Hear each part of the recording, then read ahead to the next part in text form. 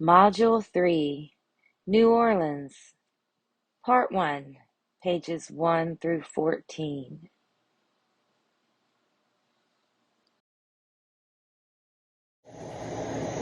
Hello, it's Cary Fridley, and this week's lecture is about New Orleans, or as they say down there, New Orleans.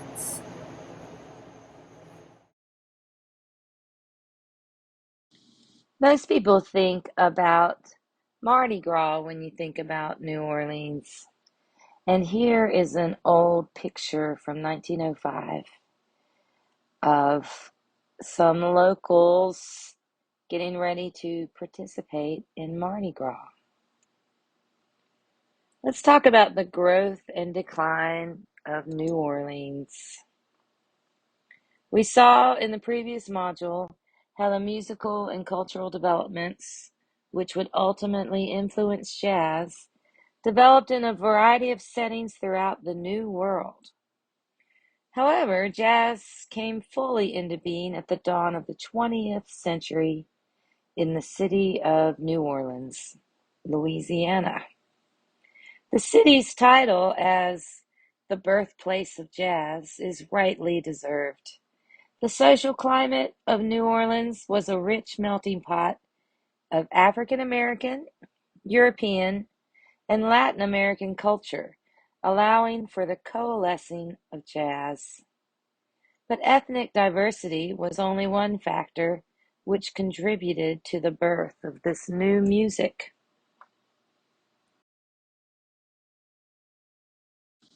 New Orleans had experienced unprecedented growth in the 19th century, beginning with the United States purchase of Louisiana from France in 1803 with the Louisiana Purchase. New Orleans became a central hub for trade in the New World. Strategically positioned as a major port on both the Gulf Coast and the Mississippi River, New Orleans became one of the largest cities in the New World, with millions of dollars of shipments in cotton, molasses, tobacco, sugar, and grain passing through to cities in the United States, the Caribbean, Mexico, and Central and South America.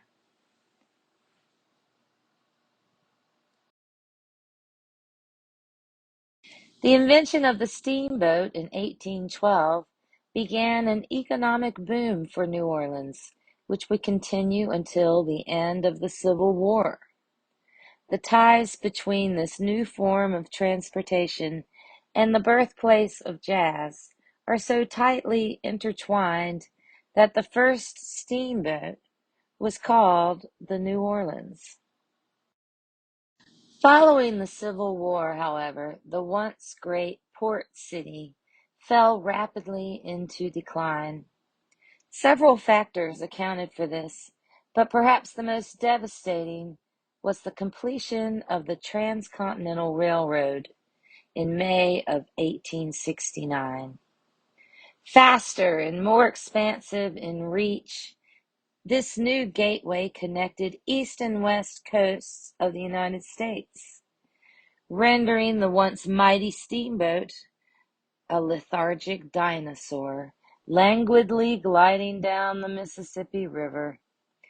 Coupled with rampant corruption in the city's political office, New Orleans declared bankruptcy in 1874.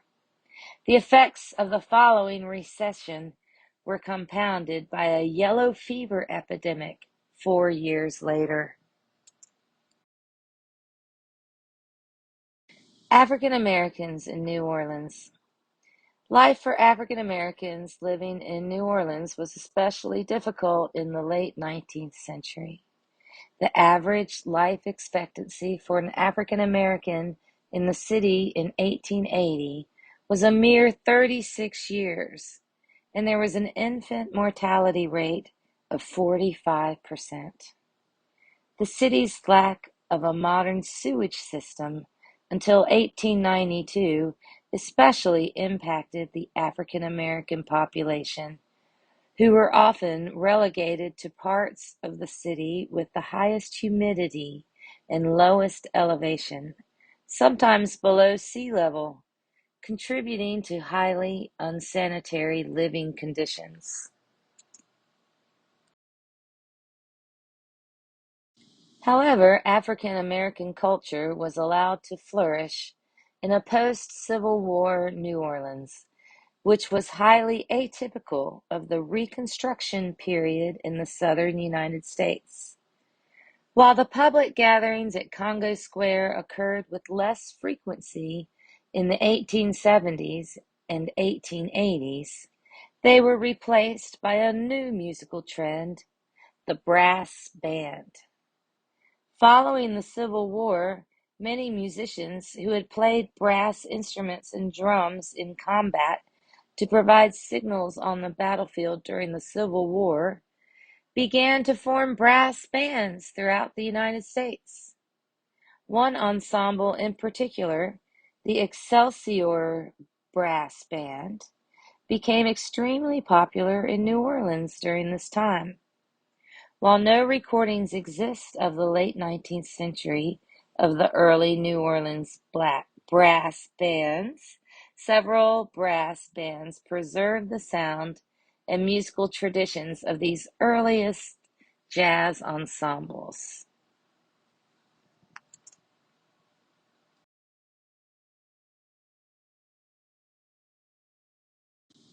The Preservation Hall Jazz Band is one of the most famous groups and can be heard and seen in a video link in the textbook.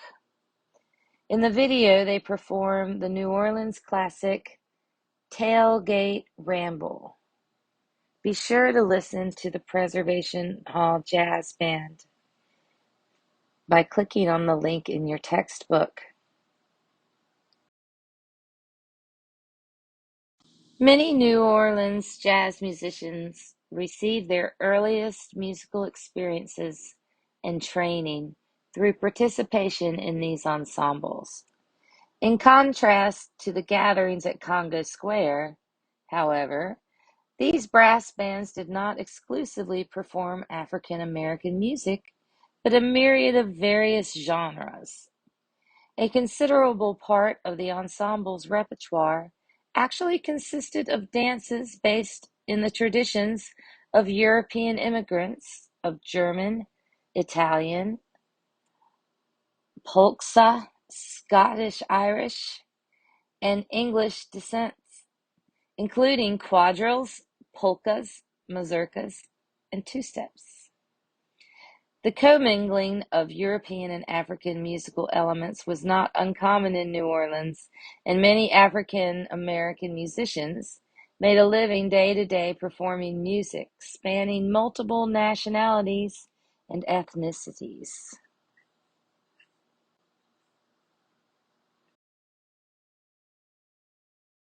Buddy Bolden. He was known as King Bolden, jazz royalty, and his band was a top draw in New Orleans, the city of his birth, from about 1900 until 1907, when he was incapacitated by schizophrenia, then called dementia praecox. He left no known surviving recordings, but he was known for his very loud sound and constant improvisation. It is certain that he was recorded. Edison Archive records mention recording Buddy Bolden. The recording, however, has never been found. While there is substantial first-hand oral history about Buddy Bolden, facts about his life continue to be lost amidst colorful myth.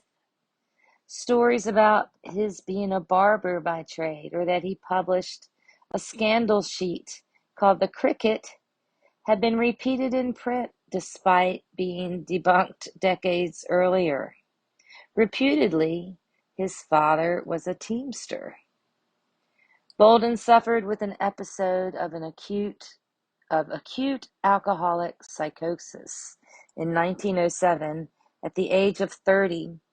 With the full diagnosis of dementia praecox, he was admitted to the Louisiana State Insane Asylum at Jackson, a mental institution, where he spent the rest of his life.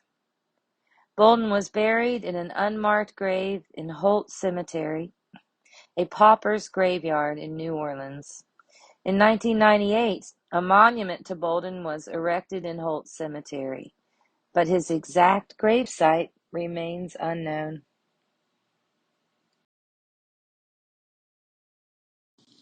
Here's a picture of Buddy Bolden, second from the right on the back row, next to the upright bassist holding his cornet.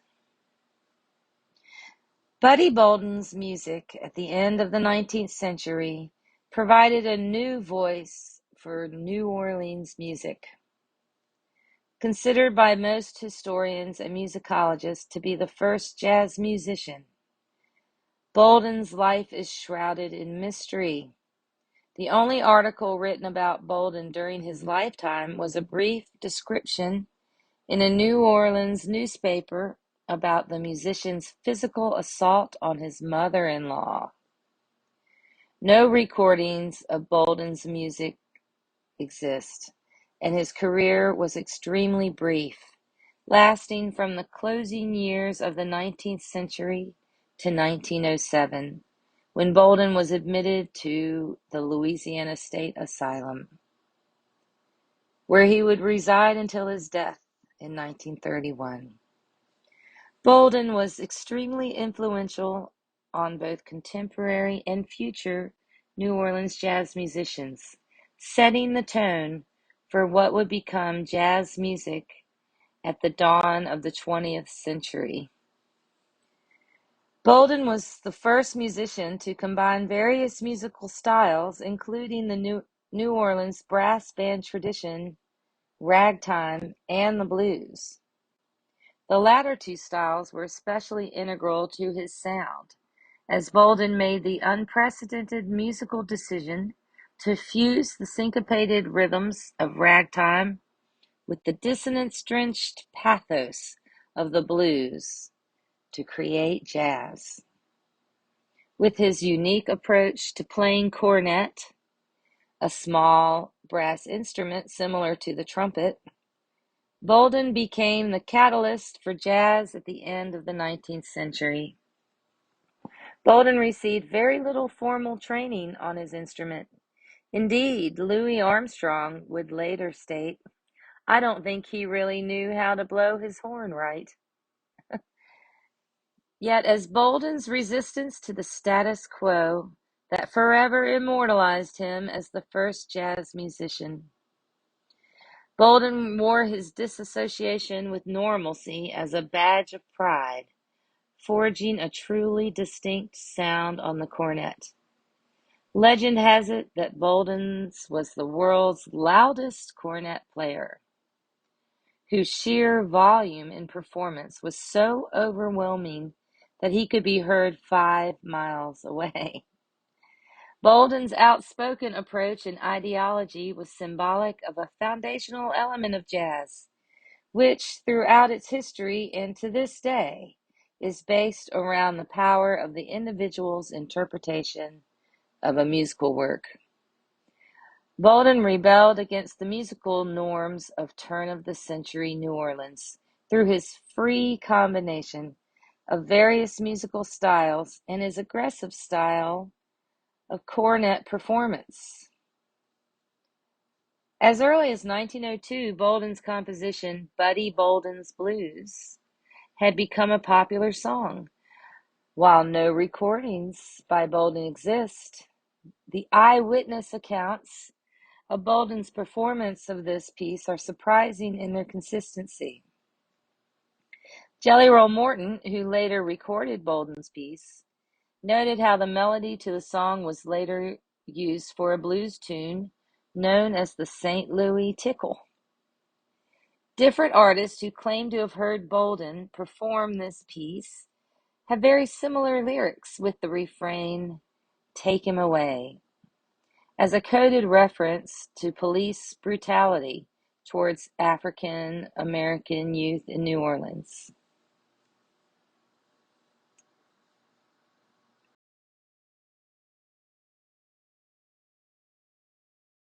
In your book is the listening link for Jelly Roll Morton's song, I Thought I Heard Buddy Bolden Say. I know a little bit of it because my friend used to sing it. I thought I heard Buddy Bolden say, pick him up, take him up, take him away. Pick him up, take him out, take him away. I thought I heard him say. Something like that. But don't listen to me. Go and listen to Jelly Roll. The absence of any recordings by Bolden, particularly for this seminal work, make it difficult to ascertain how similar Morton's version was to Bolden's original. This is one of the challenges of exploring music, particularly music that was not recorded of the past. The earliest years of jazz music, from the last years of the 19th century until the end of the First World War, present this challenge for modern scholars and listeners. While it is left to debate which lyrics were Bolden's or Morton's, one thing is certain in this recording. We hear jazz in its earliest days as a liberating voice for a marginalized African American culture.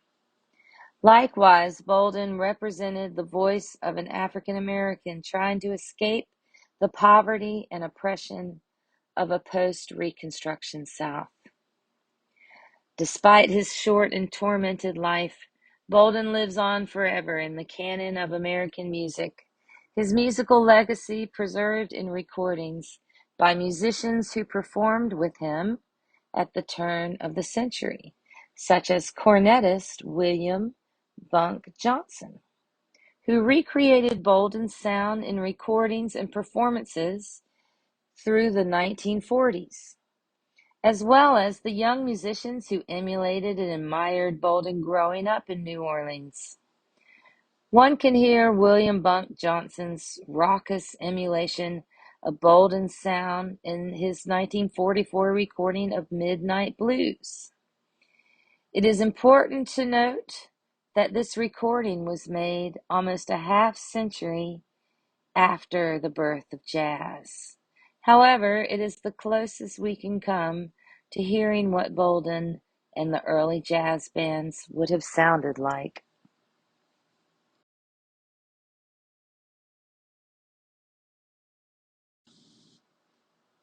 Look in your textbook for the link to Midnight Blues from William Bunk Johnson. Jelly Roll Morton. Ferdinand Joseph Lamotte, born October 20th, 1890, died July 10th, 1941. Known professionally as Jelly Roll Morton, was an American ragtime and early jazz pianist, band leader, and composer who started his career in New Orleans, Louisiana. Widely recognized as a pivotal figure in early jazz, Morton is perhaps most notable as jazz's first arranger, proving that a genre rooted in improvisation could retain its essential spirit and characteristics when notated. His composition, Jelly Roll Blues, was the first published jazz composition in 1915. Morton is also notable for naming and popularizing the Spanish tinge, which is a rhythm.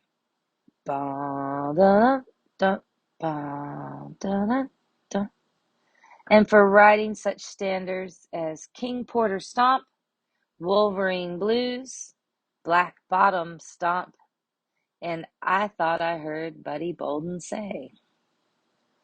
The last a tribute to Buddy Bolden. Notorious for his arrogance and self-promotion, as often as recognized in his day for his musical talents, Morton claimed to have invented jazz outright in 1902, much to the derision of later musicians and critics. The jazz historian, musician, and composer Gunther Schuller says of Morton's hyperbolic assertions that there is no proof to the contrary, and that Morton's considerable accomplishments in themselves provide reasonable substantiation. However, the scholar Katie Martin has argued that Morton's bragging was exaggerated by Alan Lomax in the book Mr. Jelly Roll, and his portrayal has influenced public opinion and scholarship on Morton since.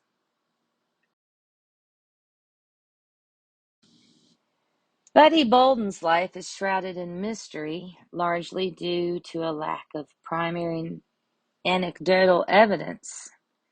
But Jelly Roll Morton, in contrast, stands out as a unique figure in the history of New Orleans jazz, in that he preferred to embrace rather than shun the press.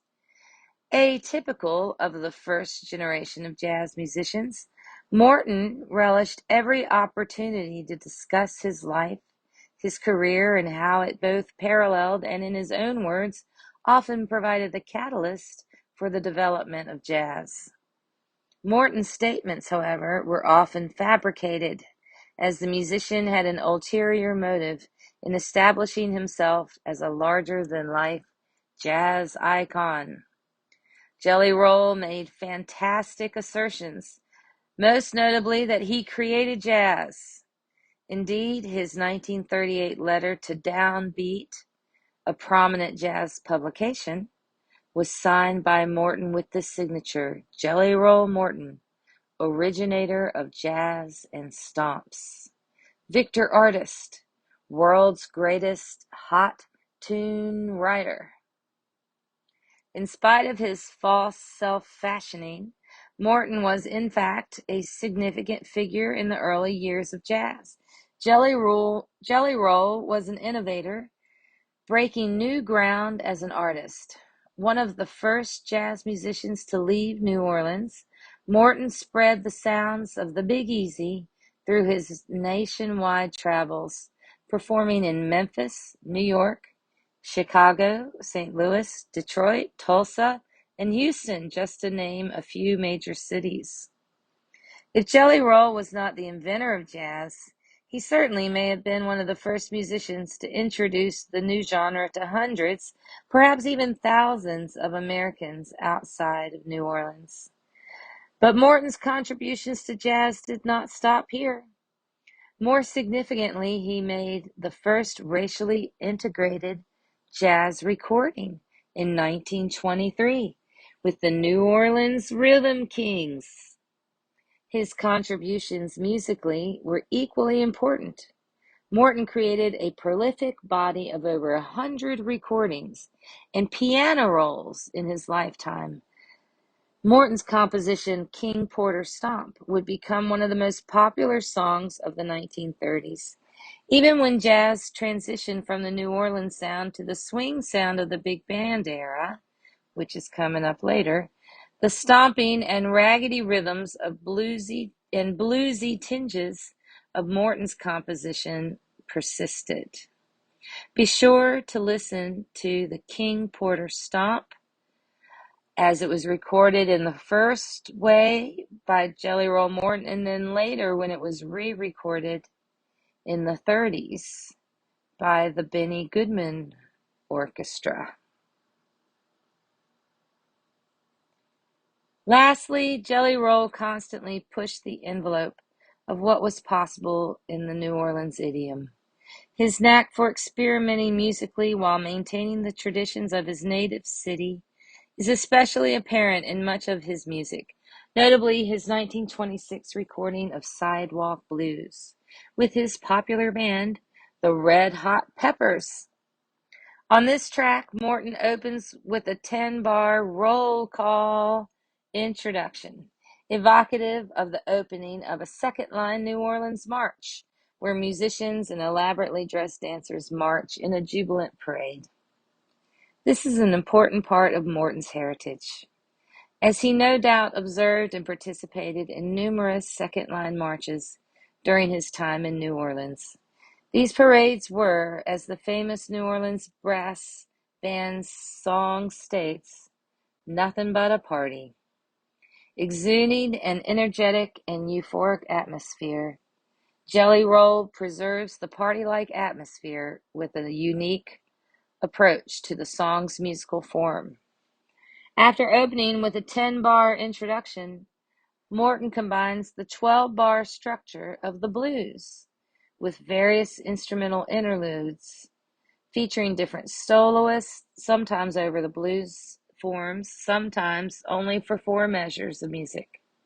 Stop time breaks, and this is important. This is where the band plays short accented hits as the soloist improvises. So the music stops and they go bump, bump, bump, bump, bump, bump, with silences in between, and the soloist solos across the top of that. And unusual instrumentation, including 3 clarinets and the vaudeville-like addition of a car horn. The listening link for Sidewalk Blues is in your textbook. Morton continued to play in the New Orleans style even after it had become passé in the late 1920s and early 30s. When the jazz community and musicologists began to show a renewed interest in the old New Orleans tradition in the late 1930s, however, Morton was in the unique position of being able to come forward as a primary source for the original style. The elder jazz man passed away in 1941, just as he was regaining popularity. But the legacy of Morton as a musician, composer, and early ambassador and spokesman for jazz lives on to this day, continuing to both fascinate and inspire musicians as well as scholars.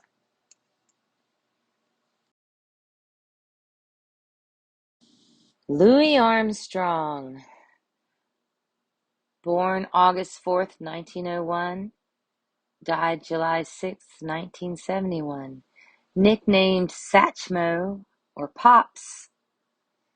He was an American jazz trumpeter, composer, and singer who became one of the pivotal and most influential figures in jazz music.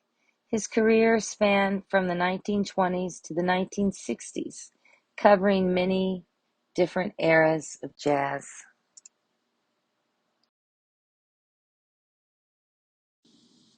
Armstrong often stated that he was born on July 4th, 1900, a date that has been noted in many biographies.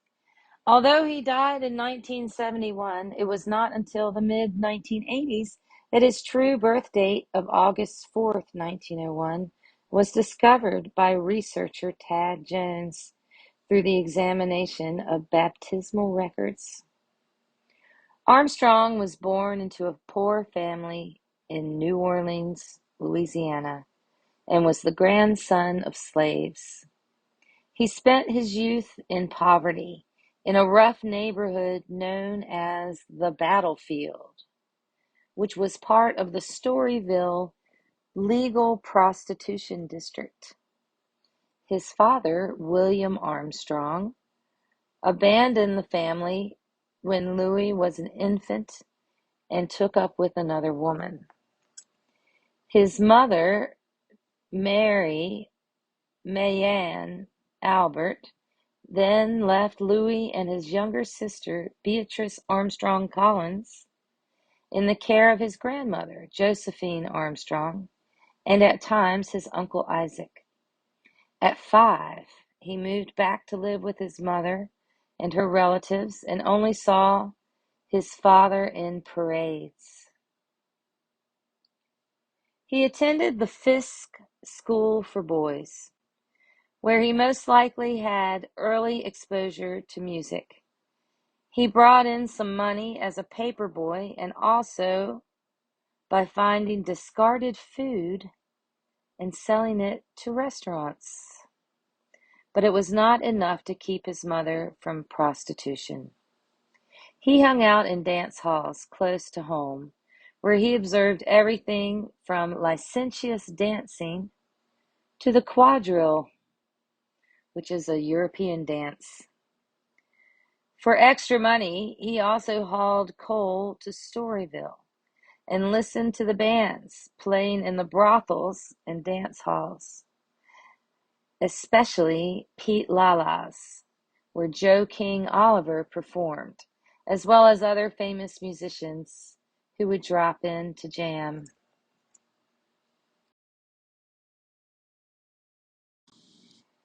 He also worked for a Lithuanian Jewish immigrant family, the Karnofskys, who had a junk hauling business and gave him odd jobs. They took him in and treated him like family, knowing he lived without a father. They fed and nurtured him. He later wrote a memoir of his relationship with the Karnofskys titled Louis Armstrong and the Jewish Family in New Orleans, Louisiana, the year of 1907. In it, he describes his discovery that this family was also subject to discrimination by other white folks, nationalities who felt that they were better than the Jewish race. I was only 7 years old, but I could easily see the ungodly treatment that the white folks were handing the poor Jewish family whom I worked for. Armstrong developed his cornet playing skills by playing in the band of the New Orleans Home for Colored Waifs, where he had been sent multiple times for general delinquency, most notably for firing his stepfather's pistol into the air at a New Year's Eve celebration, as police records confirm. Professor Peter Davis, who frequently appeared at the home at the request of its administrator, Captain Joseph Jones, instilled discipline in and provided musical training to the otherwise self-taught Armstrong. Eventually, Davis made Armstrong the band leader. The home band played around New Orleans, and the 13-year-old Louis began to draw attention by his cornet playing, starting him on a musical career. At 14, he was released from the home, living again with his father and new stepmother, Gertrude, and then back with his mother, and thus back to the streets and their temptations. Armstrong got his first dance hall job at Henry Ponce's, where Black Benny became his protector and guide. He hauled coal by day and played his cornet at night. He played in the city's frequent brass band parades and listened to older musicians every chance he got, learning from Bunk Johnson, Buddy Petit, Kid Ory, and above all, Joe King Oliver, who acted as a mentor and father figure to the young musician. Later, he played in brass bands and riverboats of New Orleans and began traveling with the well-regarded band of Fate Marable, which toured on a steamboat up and down the Mississippi River. He described his time with Marable as going to the university, since it gave him a much wider experience working with written arrangements. In 1919, Joe Oliver decided to go north and resigned his position in Kid Ory's band, so Armstrong replaced him. Louis Armstrong is arguably the most significant figure in the history of jazz. Armstrong stands out as more than just a musician. His celebrity status and international reputation made him one of the most easily recognized and admired people in 20th century America. Embodying the rags to riches archetype of the American dream, Armstrong transcended his role as an innovative musician, assuming an almost mythological status as an American hero and a beloved symbol of American culture and values.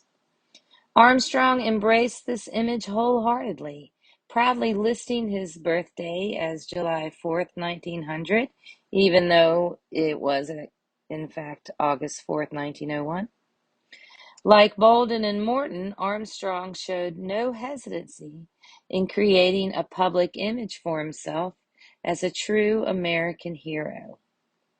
Armstrong's self-fashioning as this figure, while sometimes fantastic in nature, was also validated.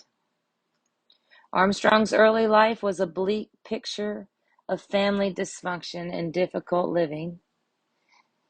His father, William, abandoned him early in life, starting a new family with another woman.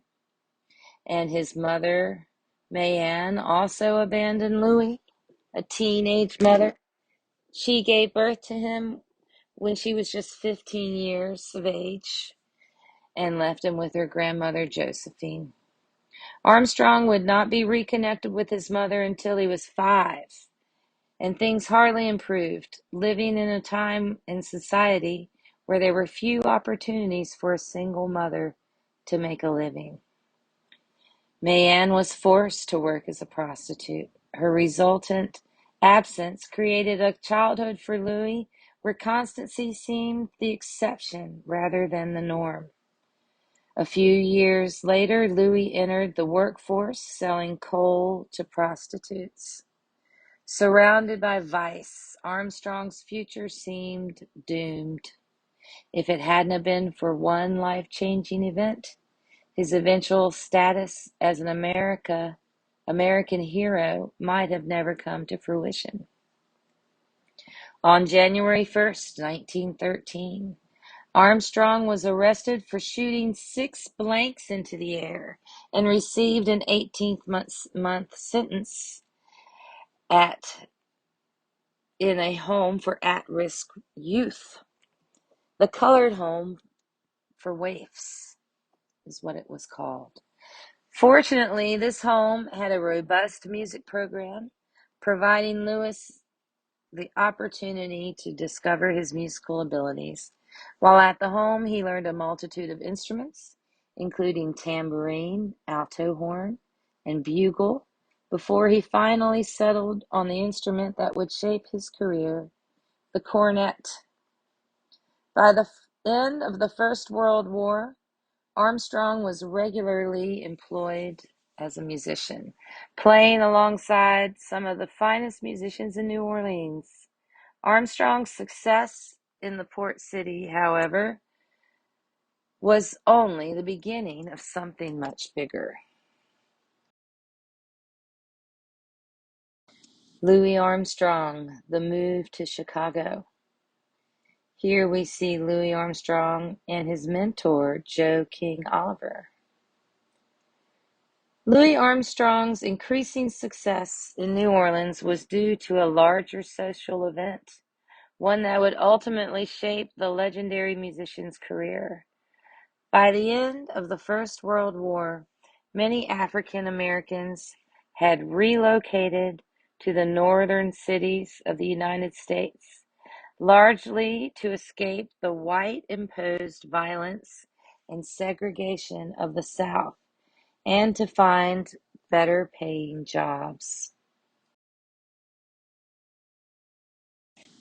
This massive diaspora became known as the Great Migration and saw the African American population in the Northeast triple between 1910 and 1930, with the largest numbers migrating between 1916 and 1919, over 500,000. and over 1 million in the early 1920s. Almost all of the musicians who had made a name for themselves in New Orleans yearned for a better life, better pay, and greater respect. The major cities of Chicago and New York City presented these opportunities. As early as 1914, Jelly Roll Morton had already relocated to Chicago, and many others followed his northbound path.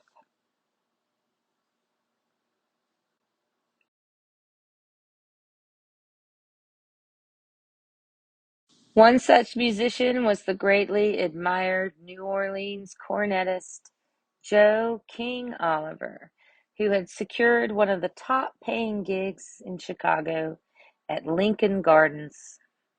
A contemporary of Buddy Bolden, Oliver, born between 1881 and 1885, played with a unique sound which was both admired and envied by both the older and younger generation of New Orleans cornetists. One can hear Oliver's distinctive sound on his recording listed in the textbook. Armstrong looked up to Oliver as both a musical idol and the father figure he never had. The young musician was ecstatic when he received a telegram from Oliver in 1922 asking Armstrong to join his ensemble in Lincoln Gardens. For Louis, this was a dream come true. But more importantly, Oliver acted as the catalyst for Armstrong's ascension to the role of jazz superstar. This is not to say that Louis did not face challenges along the way. During his time in Chicago, Armstrong joined Fletcher Henderson's band, seen here, in the hopes of reaching a larger audience. Unfortunately for Louis, Henderson did not think highly of his new addition to the ensemble, ignoring Louis's capabilities as both a singer and cornetist. Solos went instead to the cornetist Joe Smith, with Armstrong afforded only a handful of opportunities to shine. However, Louis relished these opportunities, embracing one of his chances to record a solo in the Henderson and producing one of the greatest solos in jazz history. On the composition Shanghai Shuffle, Armstrong, still in his early 20s, displays a mature concept of musical development, carefully crafting only one note for several bars of his solo. If you're listening to the YouTube link, it's at 2 minute 19. Louis renders this otherwise monotonous repetition with an attention to varieties of articulation, intensity, and timbre. The latter is especially important since it points to Armstrong's New Orleans musical heritage, where the performer was less concerned with what notes were played in a solo. Rather, the emphasis was on how the notes were played in a solo. Indeed, Sidney Bechet, one of the most respected clarinetists in New Orleans and an early performer on the soprano saxophone, summed up the New Orleans musician's attention to timbre when he famously told one of his students, "When you emphasize a note, you throw your whole body into it. I'm going to give you one note today. See how many ways you can play that note. Growl it, smear it, flat it, sharp it, do anything you want to it. That's how to express your feelings in music. It's like talking." The solo on Shanghai Shuffle foreshadows what would become Armstrong's greatest contribution to jazz: the liberation of the soloist from the confines of the ensemble.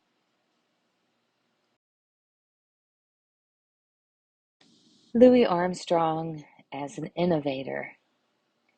One of the fundamental elements of jazz, improvisation by a featured soloist, is something that most listeners take for granted and expect in performance today.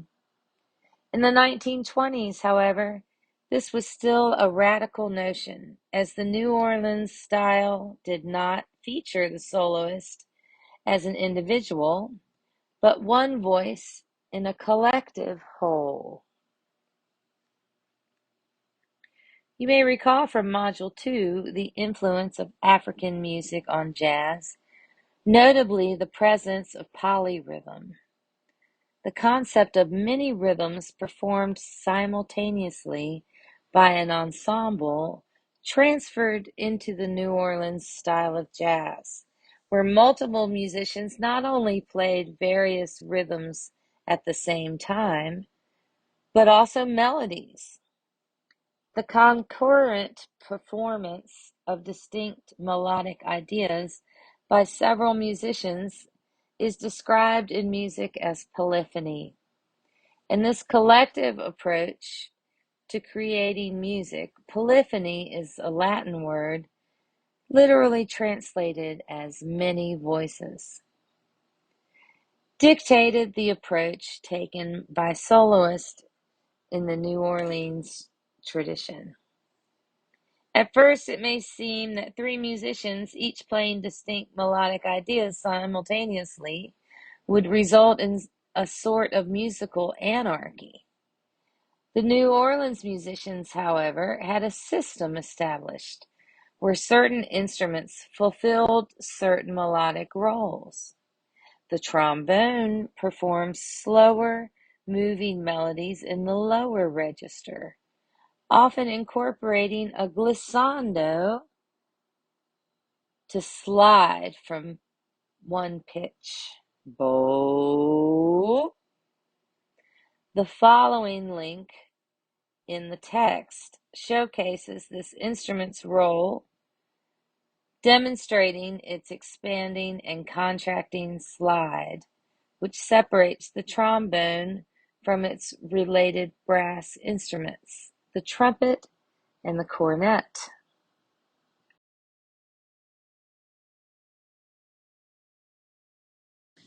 The listening link in the text is Tiger Rag, a popular work frequently performed by New Orleans musicians in the first decades of the 20th century.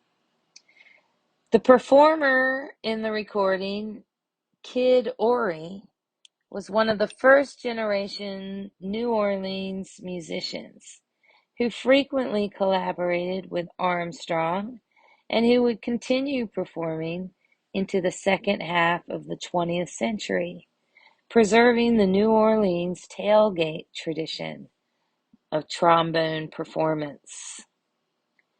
The cornet, the instrument of choice for many of the musicians we have discussed thus far, was sort of the lead singer in the ensemble's polyphonic texture. The cornetist was often assigned the role of playing the principal melody or the tune itself. In time, the cornet would be ultimately replaced by the trumpet in jazz music.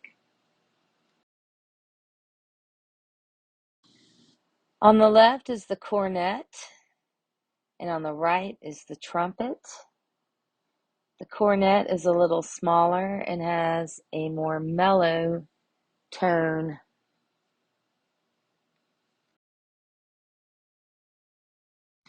The clarinet, a small woodwind instrument, was allocated the role of playing the quick and complex arpeggios, chords broken up into patterns of individual notes like da da da da da da da da da da da da, that weave between the slower melodies of the high-pitched cornet and low-pitched trombone. The most difficult parts were given to the clarinet, an instrument that, in spite of its small size, possessed an enormous range, capable of playing fast musical passages at any dynamic level.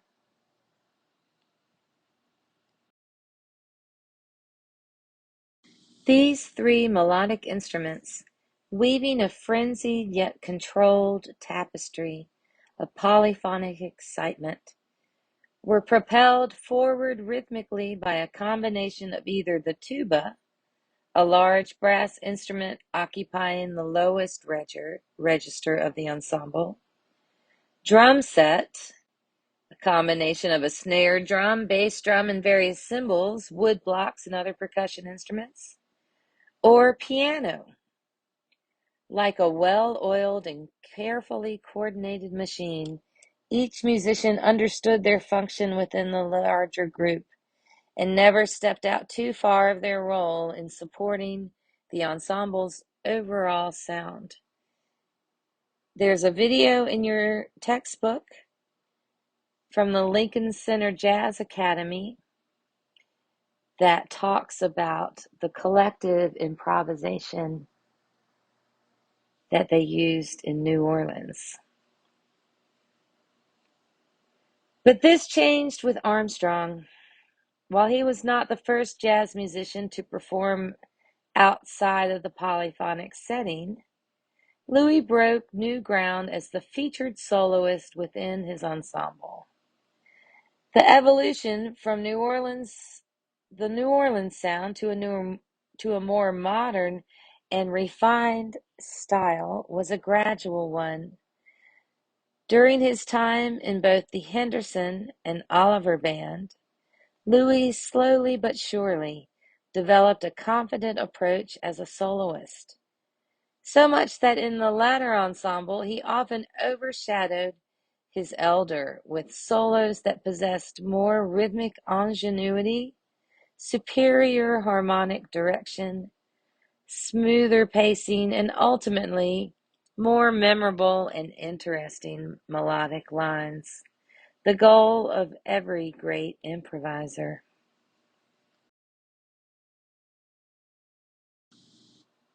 Be sure to listen in the ebook to this recording of Louis Armstrong, one of the earliest ones where he is playing the Muskrat Ramble.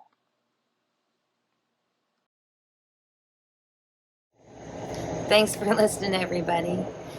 The next lecture will finish talking about New Orleans.